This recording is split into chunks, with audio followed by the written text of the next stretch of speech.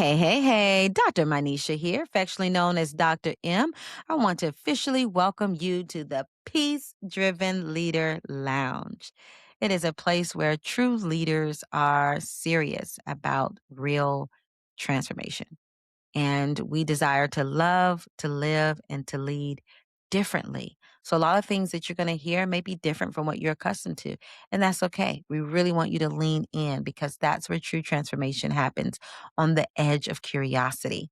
And so, here we do not try to control or guard authentic expression. We want it to be raw and real. And so for that reason, for those of you listening for the first time, we do not script our conversations. I do not send pre-questions. Candice has no idea what I'm going to say, and I have no idea what I'm going to say either. And that's what keeps it fun. So if you're listening for the first time, this is how we do things over here in the Peace Driven Leader Lounge. Because if you are rooted, and you're rooted in wisdom and you're spirit led, then what goes in comes out and you don't have to be prepped. And so this is a really good testament of that. So buckle up and let's join officially Miss Candice to the lounge. Welcome, Mhm. welcome. Thank you so much, Dr. Manisha. I appreciate you having me today, and it's a pleasure to be here with you. Oh, absolutely. So tell me, introduce yourself because there's no one really that can introduce themselves quite like them. So let's start there. Absolutely. So, hello, everyone out there. If you're from America to across the globe, I'm so happy Right. to be here with you today. My name is Candice Thibodeaux, and I am the number one book coach in Houston, Texas. And I help leaders who feel disqualified turn their past testimony into a brand book that sells. As someone who knows what it's like to have a story and not know how to position that in the marketplace to gain some income, I love helping people do that, and so if that resonates with you, I am your girl, and I'm so happy to serve you in that way. Oh, wow. That's awesome. Good stuff. Now, are you also a mom? What does your landscape look like? Are Yeah. you married? What is I am not married yet, but Okay. I'm a daughter, I'm a sister, I'm a friend to a lot of women. I built community here in Houston as well. I went to Awesome. school in Atlanta, Georgia, so I have a lot of community there. Yeah. Um, but I really love building community with people, especially women. Um, Yeah. yeah, to just feel empowered and pour into one another and really, like, know each other and how we can help each other live this life on a day to day. I think that's really Yeah. Yeah, absolutely. Doing life with one another. That's what I absolutely. really feel. Even with this network, that's what it's about for me. It's an opportunity for you to have content that you can listen to, as often as you need to get that fresh perspective, to get that inspiration. And that's why I tell people, if you make a comment in this feed and it doesn't feed our people, you're gonna get deleted, right? It's just what it is. It's not about me not being able to handle. It's a free country. We can say whatever we want to say. Listen, that amendment, at the end of the day, I am exercising my freedom to protect our space, and it's thought leadership over here. Everything that is said, if you want to question it, lean in first and ask yourself first, what was that resistance? Was it the word choice? Was it the ideology? What was creating that tension, and lean into that for yourself, and then come up with the elevated conclusion and then offer that so that it can stay a growth leadership space. That's what keeps this space sacred. And so you mentioned about you're not married yet. And do you have children? Not yet. Okay, so not married, no children. Let me tell you all, if you are not watching this on YouTube, okay, you can't see what I see. This is a beautiful, dynamic queen. And Yeah, if thank you. marriage is what you want, do you desire? Because these days, people are like, nope, I'm good, and that's You okay. know, I used to be one of those note people, but What? I think now I start to look at marriage differently. I think, you definitely have to be prepared for marriage and not just like a wedding, Mhm. and so I had to shift my mindset on why I wanted marriage. So I do want Why marriage. do you want marriage? Now this is getting good. Why do you I want know for marriage? sure, like, partnership is important, and I am a woman of faith, and I know that kingdom marriage is important to shift the nations and shift the world and go out there and Mm, do beautiful things, and I believe that if you're gonna have children, that's just my belief, mhm, it should be in a way that has both parents in the household, mm, and that's not always the case, right? And it's not right. a ding or a knock to anyone out there who does not have that, Or family had it, dynamic like, or had get it, married and then you get a and then it divorce? has it right, so I don't think that that's a, um, anything Prerequisite. wrong with that or prerequisite, right? But I have a vision in my head on how I would hope for it to be. Again, it doesn't always pan out that way, but I do know for sure that, 2 or 3 What together. you desire. And, for me, when we talk about just the blueprint and what we consider to be right or wrong or should be or and all that, and I reserve the right to be wiser tomorrow, but I have found that, staying aligned to God's original intent, Mhm. you really it's hard. You can't how can you go wrong, It's and we losing sight of that. I think the You world is know? so, like, far away, Yeah. and tradition. Slow drift. Yeah. Yeah, Now it feels like a fast drift now. It feels like like faster and faster. Like you're hearing things, it's like, what? They're like, it's my life. I should just like, okay.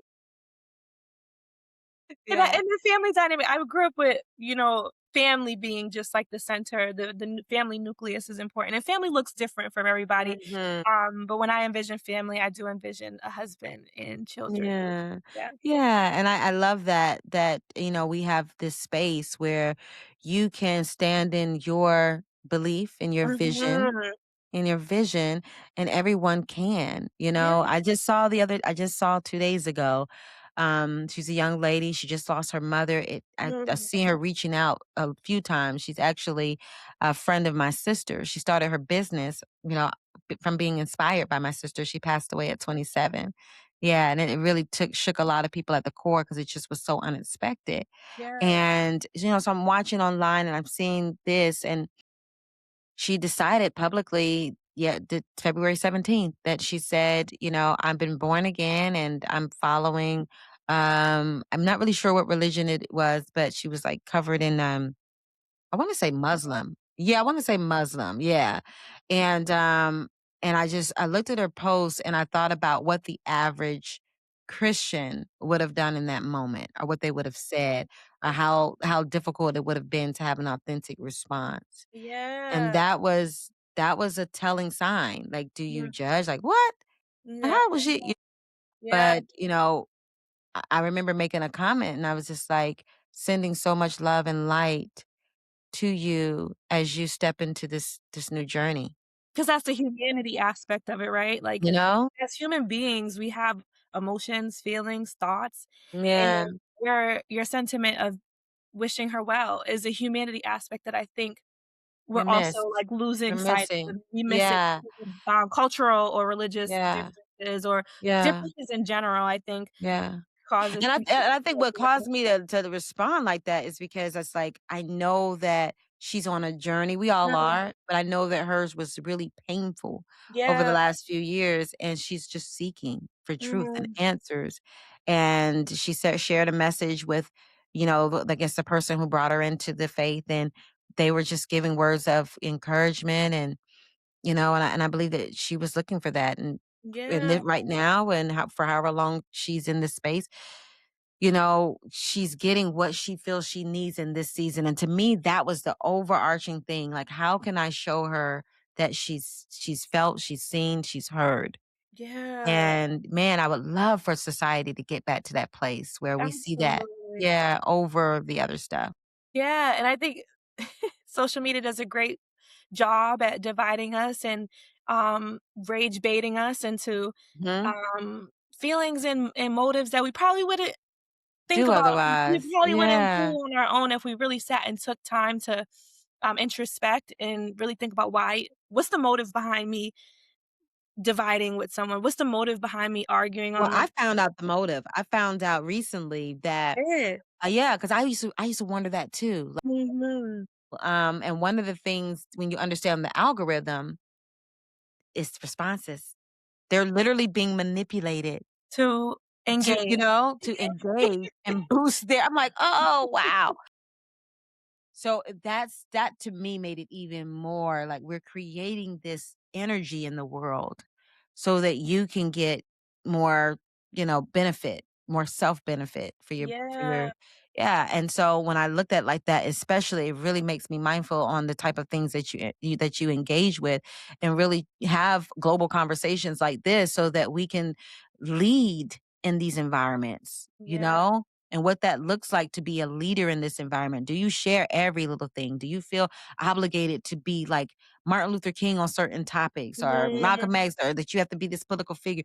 Yeah, If you really feel that in your soul, then absolutely yes. But if you feel like you need to do it because if you don't, then you're going to be judged because you're silent. Maybe you're yeah. silent because you're still waiting on a download for God to tell Mhm. you what your word is about it. That's You know what so I mean? I feel yeah, like and we move off of yeah, other people. yeah, and having that, like, discernment to know when to, right? Because not every fight is your fight.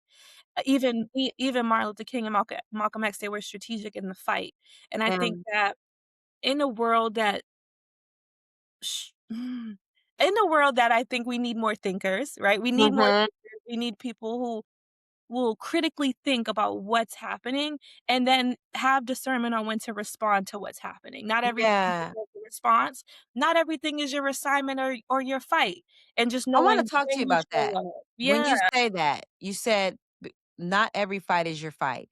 I wanna unpack that a little bit more because one of the conversation that keeps coming up when in terms of humanity Mm, is that we have to see it as our fight.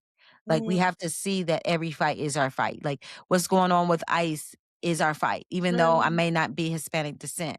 mm. That's what creates this humanity by having this, yes, this a sense of empathy and ambassador, like, this is my fight too. Yeah. Where do you draw the line when you mean like, what do you mean when you say every fight is not your fight?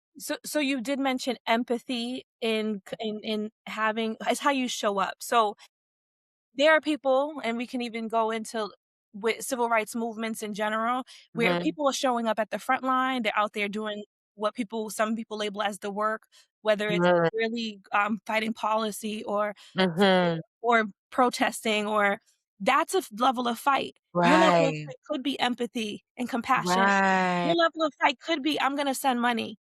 I Doesn't love mean that. that you're so not every fight is your fight. So just because someone is out there on the front lines changing policies doesn't mean that I have to be out there changing Yeah. policy. So Oh my that's what I gosh, mean by that. Candice, I'm so glad we unpacked this. Yeah. Because when we don't, we leave room for assumptions, and most of the time, it's not the right one. Yeah. Because a person I literally could hear someone listening saying, "Every fight is our fight. This is what." But Mm. no, you're absolutely right because there's layers into To how the you fight. show up to What? the fight. Yeah. And it Yeah. needs to be in your lane, and it gets to be okay And that's for fine. you to show up in the fight at the level in which you have the You capacity the to capacity show to show up. up. Yeah, because you may not even be skilled in that area, and then you're showing up to a fight that you're unskilled at, and you're wondering why you feel defeated, burnt out, or you just didn't feel, Absolutely. victorious in the fight because it wasn't your It fight. wasn't your fight. It Yeah. wasn't your Listen, you all that are listening today, I really want to take a pause because when we get like juicy nuggets like this, we need to just pause for the cause and For sure. digest and really make Candace what she said your story and think about your personal life and where you're fighting. Mm, And this could even go on, we're talking about racism at the moment, but are we really? We're really talking about boundaries. mhm, And when we talk about peace-driven leadership, especially, I talk about boundaries, organization, and sustainable systems. That is my system. I will say to the cows come home. When you have improper boundaries, organization, and sustainable systems, you get this type of chaos. mm, We're out of bounds. yeah, And that's why we're not getting the results. And that's why somebody's going off on you because you share this political post and you just thought that, you needed to say something. And you did it in a way that was outside of your zone. Now you got all this fire coming at you and you don't even know how to do it. Now it's attacking your mental health and how you respond because they below the belt because you yeah, triggered them and you weren't even ready for that. You got a line on the fire. Yeah. Stay in your lane. I Staying in love the that. lane, yeah, I love that. and I think that, again, when not to bring because I'm, like, on this social media, like, revolutionary like, this thing Go because for it, girl. yeah, because I think, social media also did a great job in, aligning people or making us mimic each other in a way that we are now in our brains thinking we all have to look the same, sound the same, be the same, right? Mm, So mm, when someone shows up differently, we're like, "How dare you show up differently? Why are you mm, showing up that way?" It triggers something psychologically in our brains, like, "You're not sounding how I sound. You're not mm. looking how I look." And we're looking for community in a way that of sameness where we used to have difference and it Yeah. was okay. We Oh used my to gosh. difference and still understand. Yeah. And not and it doesn't have to be a fight or argument. It could say, "Okay, you're Yeah. fighting Mm, that fight in this way. I yeah. respect that, but I'm gonna go over here and do it my way." And Yeah, and it's that was okay. okay. Yeah. I don't Isn't think that interesting? We yeah. literally it's so interesting, this fascination that we have with sameness. Mm, And really the reality to me is that we have more in common than we have that's different. But yeah, that 20% that's different, let it be. That's yeah, what makes life fun and yeah, exciting. That's what allows people to have their journeys and get wiser along their journey, and they have more to contribute to the pot, you know? And that's what creates that disharmony is when we are judging people based yeah, off of their difference. yeah. You would not think this would be a conversation that we would be having all these centuries later. Isn't No. that interesting? And it is because we are not, um, wanting to understand each other. They Mm, yeah, they we're not wanting to say, "Okay, you have a difference, but why is that?" Or maybe not even spend it maybe we don't have the time because we are moving so fast, right? mhm, But just taking a moment to pause, like you said, pause, digest, that self-awareness is important, right? And mhm, then saying like, "Okay, maybe this person is doing this in this way, and and I wanna understand them better to create mhm. harmony." And not everything has to be you don't have to agree with everyone too, that's okay too, And that's okay. right? And It's this okay. is what makes it really fun. This is what I do. I literally do this, and this helped me as a parent with my kids Mm, because we think that because there are kids that they have to think like us and do like us and do it no. with, and it's like it reminds me of David going back and working with the sheep. Yeah. When you have children, you go back and you're doing that leadership work in the home so that when you go out there, you can mirror this. And one of the most profound revelations I got was being able to understand that everybody has their own principles, standards, and values that they operate from. So what I do is when I see someone that does something that's so drastic, just happened the other day, and it was Kiki Palmer or something. She's like, "I want to be married, but I don't want to live with them." I was like, Yeah, in the same house or something. I was like, "How does that work?" Like literally, genuinely, I didn't. I wasn't, Right. but I know if I was face to face with her, it would totally feel judgmental. Yeah, But right. in my head, it was so different than what my experience was. I Mm, legit was just, like, baffled. But then as I started looking in the comments, I'm, like, seeing other people, it's like, my husband and I have been doing it for 12 years, it works for us, and, wow. this was Yeah. and then other people were rage, "This is not God's plan. This is ridiculous. You guys are going too far with this." This other person is like, You're cheating, relationships, you're cheating the work of marriage when you do this because a lot of what you learn is in the house. And then another lady came, she says, "I've been living in a different state from my husband for 16 years, and it does not change the work. Matter of Mm, fact, we have to work harder at seeing each other and when we're together, not getting into arguments because we understand how precious our moments are." And she started telling about all the things that she's been able to learn through this dynamic. And so I just began to get curious and smile by the fact of interesting. yeah, Their values are obviously different. different. Me, myself, I couldn't imagine not snuggling up and spooning with my husband, my kid, like the thought of that. And so and then your children being able to see that, especially, but these people may not have small children. There's so many different dynamics that may work for them. And there's is so many nuances that it's really hard for us to put in a place of judgment. Yeah. The only thing that I can say, and I always say I reserve the right to be wiser, but it's safer for me to follow God's original intent. That may God look different for you, and that's had okay, but it's safer for me. It for my nervous system, it makes me feel like I am most aligned. It makes me feel like I'm gonna hear that, well done, my good and faithful, you know, because the path was laid and I'm aligning myself to that. Now, my question to you is this, and this may be a little bit challenging, but where do you draw the line? Because I think about corporate world where it's the line of structure that collides with your freedom of creativity and expression, mm, you know? Because they could be like, marriage is God's original intent. However, I wanted to create a new way of that. And God created me to be a creator. And this is what works for us. There's harmony here, there's peace here. You know what I mean? And yeah, so that's always been interesting to me, um, to yeah. follow that peace and that harmony. I do, to your point, I do think it is complex and it is challenging to because as a creative, I'm always thinking like, "Oh, this is a great idea," and I always check myself, does it align with biblical intent? It doesn't align with God's will because he created the creator. He Mm, created you, he created me, he created whoever is listening as the creator. mm, It's okay to color out lines outside the lines if God says so because he showed there's time and time again in the Bible where people did things that weren't along the lines of, like, the law or the way the mhm. society was moving during that time, Yeah, even healing Jesus on the himself. Sabbath and all that. Yeah. Yeah, even Jesus himself, right? So I Mhm, think just having a prayer life and knowing, like, does this align with my moral compass? Everyone has one. It doesn't matter your background or what religion you are, something in human nature tells you mm, right or wrong, tells you, mhm, is this dark? Is this light? Is this evil? Is this good? mhm. You feel it. So I think there is, a line of demarcation that says, "This is a go, this is a no." And you just have to listen to them. Yeah, I love that.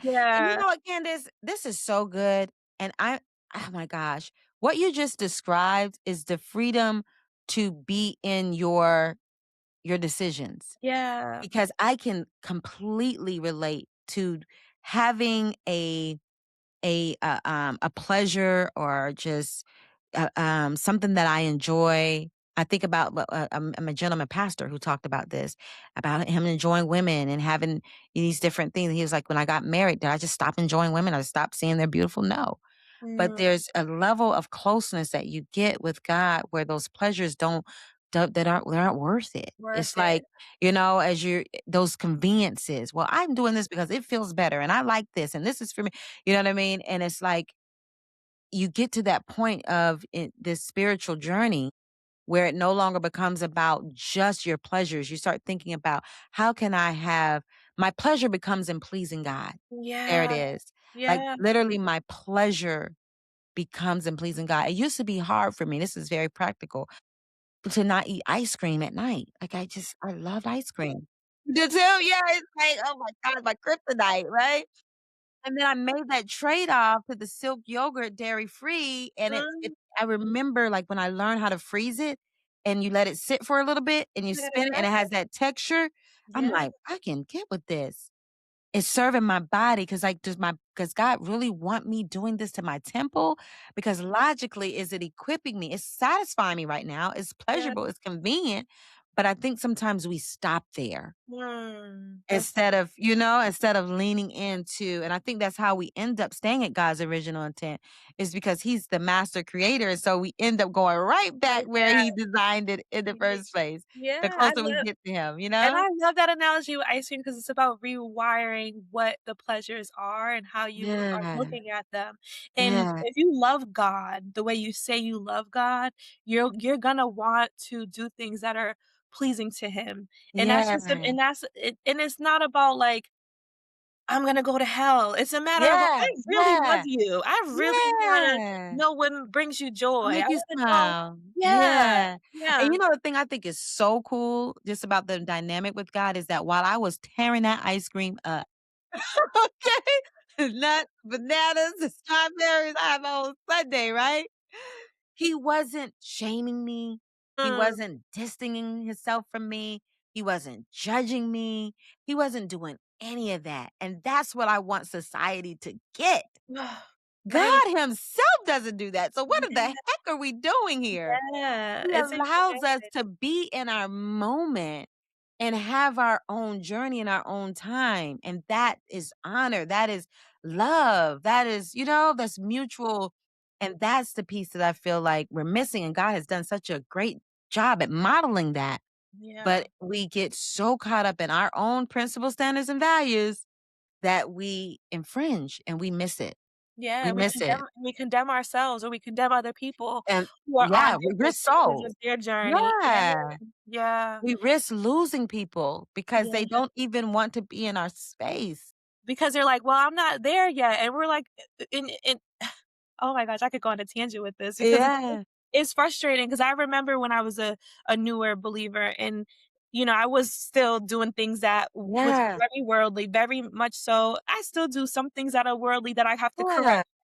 But if I had people in my circle who weren't gentle like Christ, who showed Yeah. me grace, mercy, and correction, right? Like, Yeah. "Hey, accountability, let's move this," but not in a judgmental way where you're like, Yeah. "Oh, that's not how you're supposed to do this," or "You're not supposed to be doing that." You're Yeah. condemnation. I probably would have fled from the faith, and that's Yeah. a lot with so many people, especially newer believers Yeah. who really love God, and then they Yeah. a Christian Yeah. who's And like, they literally "Run yeah. them away," like Exactly. Like, you know what? Shit. Right. Because you lose that sense of belongingness. Like, Yeah, they don't have the grace to journey through, you know? And I believe that this is such a healing conversation even for me to know that you can connect on this level. Because I reached a long period of life where it was hard for me to even associate myself, with any religion because I was just like, yeah. It's it's like guilty by association. I felt oh like my I god. have influenced more people without being tied to these titles than I've ever had being tied. Absolutely. Just living God's heart and keeping Yeah. it simple so Yeah, that, because honestly, because Christianity, it has a just a bad bad name. rap. Yeah, like, I'm not, you know, year. And somebody so it's said the like, other I'm a day in Jesus bio, was fan, like, I it's one follow post Jesus Christ. yeah, yeah, it's like it said, like, it was one post that was like, "Nobody there ain't no love like Christian hate." I'm like, "Oh Oh, my gosh." and so I think it's our duty, Dr. Manisha, to, like, go out there and show people the real love of Mhm. being a believer and what that looks like. And that And was it my motive. When I did that post, when that young girl did that, that's exactly what I was thinking, Candice. yeah, and you're What if doing the I work, and what if I responded differently, you know? That's mm, it's so amazing you said that because it's in those moments, those practical moments. Even with your children, for those who are parent leaders and they do something flipping crazy that yeah, that you don't stand with. It's not, moving in judgment, but it's actually moving towards them with love and compassion. It's yeah. mirroring what God has modeled for us. Oh, so And I know that's counterintuitive, but let me tell you, isn't that ironic how this conversation even unfolded like this? I know. Y'all, this is an expert who helps people create beautiful narratives in the world. Yeah. And yet God saw fit for this conversation to be planted into the universe because there was something about your perspective around this that Mm, really needed to be heard. And you carried this humbled, um, non-threatening, um, unjudgmental, persona mm, that really makes it easy to listen to. oh, It's very yeah. And I even for me, you've just brought a sense of just like confirmation in my convictions, yeah, about how that can look, especially about the fight, about that being, man, that just released me. yeah, Just in feeling like you have to fight, mm, and not acknowledging that you are fighting just in your way. in Just your in your way. way. Yeah, Your that was way. really And good. that takes a level of courage to do, Yeah, when there's societal pressures that make you feel like you should be doing something else, and so it all like, courage and confidence go hand in hand when absolutely. fighting, whatever fight Yeah. you're fighting. Yeah. And speaking of that, I think this is a beautiful transition into your work because when we talk about your fight, you all, what better way to make your mark than writing in a book, Yeah, authoring your story? Because that is a very creative way to show up in the world and fight your fight fight your through fight. your story. Yes, What more absolutely. authentic way to tell your truth and to speak on things that are impactful and meaningful to you that will outlive you. There is no more profound legacy outside of imparting in your children that creates that type of ripple impact years and years after you're gone. I would love to hear more about your work and how you aid people in fighting their fight through their story.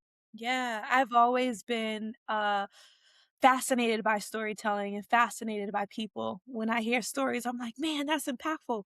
And so I heard often I started off as, like, a mindset coach, right, like, helping people shift their mindset. My first book was about mindset, and I shared a little bit about my story. But what I realized is that people, as much as they were interested in my story, they were interested in how I overcame certain things in my story. So I Mm, know that everybody has that. Everybody has a story, but how is your story impacting people in a way that they can go out there and make a difference? And that to me is, like you said, legacy, impact. There are people who probably feel disqualified who's listening right now and they're like, well, I have a story. I don't feel like I'm qualified. I may not be educated in this way, or I may not have went to Harvard, or I may not have went to Princeton, wherever you feel like you need education from. But knowing that your experience as a leader, your experiences, your testimony holds weight. That is your expertise. That is your Harvard degree. That is an area that people can learn from and look at you as an authority. So when I started hearing people's stories, I'm like, man, that's mm, incredible and impactful. And how can we mm. put that into the marketplace so that it produces income, legacy, and generational wealth? Let So me that's tell the you but something, that. Candice. Lean in real good, you all. I'm going to tell you something for those who never thought about writing a book, especially those corporate leaders who are only receiving a W 2 income. Yeah. In a society like this, at a time like this, is the most dangerous, reckless, even Mm, decisions. And I say this often, you all know that follows me. A book, in my opinion, is truly one of the most profound, simplest, invigorating ways to plant your legacy, heal, because there's healing that happens a lot in this process, I can imagine, mhm. through telling your authentic story in a way that impacts others. It's like nothing is in vain. Everything you experience now is that oil that's gonna keep paying you and your family for years and years to come. It don't get better than that. Yeah, And for sure. so, if you're listening to this and your soul is leaping, it's your time. Don't wait until it's time to retire. We are all about prepping for retirement so that you don't get to that retirement phase and go through their little 6-month, retirement classes. People, I'm finding more and more, they're going through massive depression, Mm, grief, they're losing their identity because it's been tied to that, and after that retirement party is over, it literally feels like a funeral, what you experience, mhm. and nobody talks about that part. You become invisible, you go places and you don't get the reverence that you used to because people don't it feels like people don't even know you anymore. You Yeah, literally get sucked in a home, oftentimes by yourself, and yeah, so when you put a plan together that allows you to author your book and capitalize and create impact off of your experiences before you retire, then it moves you into retirement with such grace. yeah, You have this momentum, you have this identity, you have this it's a rich experience that I feel like is a phenomenal. And I would love to hear what you would share to the leaders of leaders who are listening, who've been contemplating writing that book, but they haven't moved forward on it. They've been, okay, someday, someday. What, yeah. what, what would you say to them? Someday is today. I always say right now is the best time because we are racing against time, and as Dr. Manisha said, like, you are an expert and you may not even Mm, see it yet. So mm, that's what we do. We gold mine your expertise of the years of experience out there. It doesn't even have to be a personal story, but maybe you're mm. somebody who's in HR and you have HR experience and you're like, "Man, I know that my frameworks work. I know that I put invested 10 years into this corporate ladder and I've Result. climbed it." You know.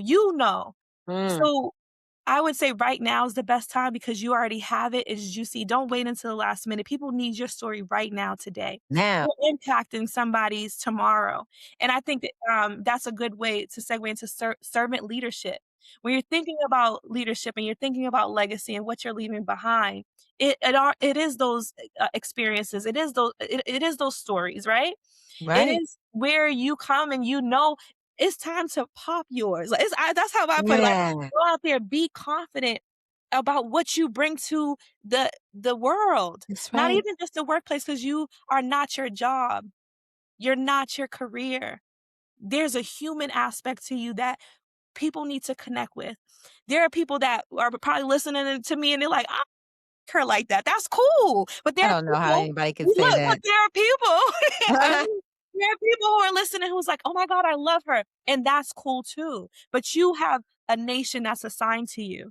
If you're listening, there are people, nations across the globe that are assigned to you and only you can touch them. Mm, And what better way to do that than with a book and sharing your story and experiences to build your legacy? my goodness. That's how you fight. What a beautiful way to fight. Yeah. I love it. I love the work so much. I thank you so much for You. your insight, your legacy level insight. I know that you just rode with me in the conversation. This was beautiful. And yeah, I love the flexibility. I love just the soberness in your thoughts.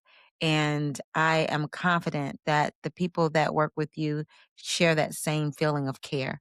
It's like a part of you. I feel it even now, Oh, you thanks, Zach. It know? is. I'm Yeah. passionate about it. I'm like, "We gotta do Yeah. this work. We gotta do this." Yeah. This is Yeah, my it's fight, legacy. y'all. Yeah, it's legacy. It really is. There's nothing quite more impactful from a legacy lens Yeah, like writing a book. for sure. Absolutely, for sure. And then there's so many things that you can create from that. Even, mentor coaching programs where you're implementing the book or, these other aspects that you can do, spin-offs, that gives you a purpose greater than your workplace once you retire or as you're, in retirement zone. It's up to your capacity and what you're willing to do. But you have to start, like she said, someday is today. I love that. And so as we close, I want to remind those who are listening that we are so happy that you found the lounge. We are here with real leaders who are not afraid to be vulnerable, who are not afraid to be curious, and who are courageous about loving, living, and leading differently in a world where everybody expects you to be the same. You know, peace driven leadership is not something you're going to find. Stop looking. It is something you create. And now, today, like Candace says, is your moment to create it. Until the next episode, bye bye for now.